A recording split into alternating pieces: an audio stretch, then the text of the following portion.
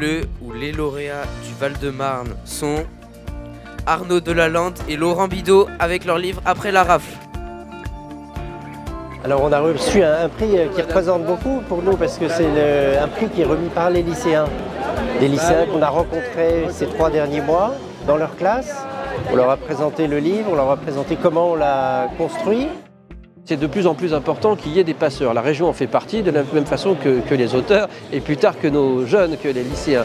Donc il y a cette vertu-là. Il y a évidemment la vertu de la lecture, tout simplement, dans un univers saturé d'écran et voilà, c'est important de préserver ça. Et on se rend compte de la richesse puisque ça couvre à la fois le roman, la poésie, les nouvelles, la bande dessinée qui fait son entrée comme 9e art, ce qui est tout à fait légitime et normal. On voit bien l'importance pédagogique que ça peut avoir et de manière générale dans la culture.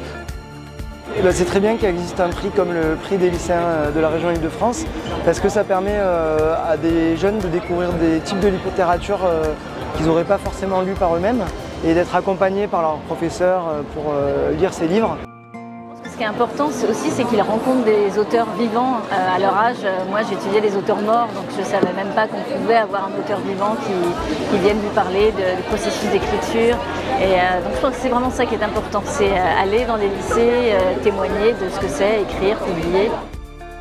Mon espoir, c'est qu'un jour, parmi eux, il y en ait qui deviennent aussi des auteurs et des autrices, qui voient que la littérature, elle est accessible à tout le monde, c'est pas que les bons élèves, même des élèves qui ne sont pas forcément bons en classe, ils peuvent prendre du plaisir à lire et un jour aussi peut-être prendre du plaisir à écrire.